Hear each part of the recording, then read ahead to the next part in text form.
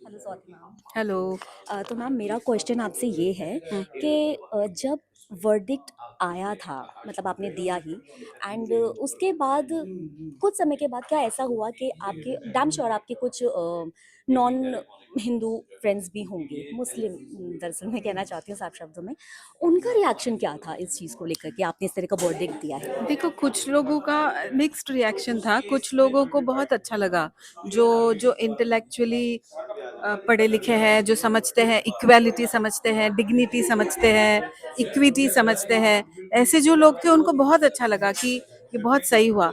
But at the same time कुछ लोगों को बुरा भी लगा कि ये इंटरफियरेंस कस्टम में है, इतने सालों से जो कस्टम चला आ रहा है उसको कैसे रोक दिया तुमने। जी। बट देन मैंने बोला कि ये जो भी ऑर्डर हुआ है वो with in the four walls of law हुआ है। डोमेस्टिक वायलेंस एक्ट कोई पर्सनल लॉ नहीं है, सेक्युलर लॉ है। और जो इंजंक्शन पास किया है, दूसरी शादी रोकी है, वो तो सेक्युलर लॉ में रोकी गई है। जी। और ये जो जजमेंट ऑर्डर था वो टाइम्स ऑफ इंडिया के फ्रंट पेज पे आया था। तो उसको जैसे फॉलोअर्स जो ट्वीट करते हैं ना, तो कोई एक मुस्लिम लड़का, यंग लड़का था, बच्चा, उसने लिखा था हैंग द जज। उसका कमेंट था कि जज को फांसी दे दो, ओके। ऐसे जज ऐसा ऑर्डर किया है।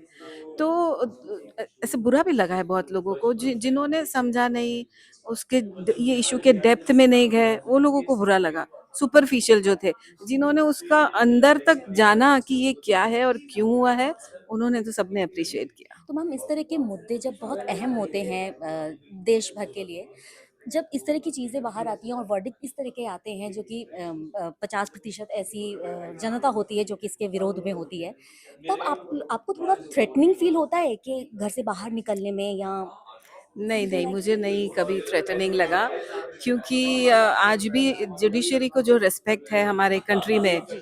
तो वो एक अलग लेवल का है, लोग मानते हैं। जी। और थ्रेटनिंग कभी नहीं, ये तो फैमिली कोर्ट का ऑर्डर था। मैं तो स्पेशल कोर्ट की जज भी रह चुकी हूँ, जहाँ पे पूरे बॉम्बे का रेड लाइट एरिया का जो केसेस होते थे वो मेरे पास आते थे।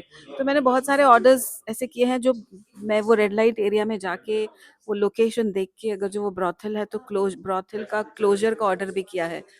तभी भी मैं नहीं डरी, तो मैं फिर ये फैमिली कोर्ट के ऑर्डर से क्या डरूंगी। Thank you ma'am, thank you so much thank for you.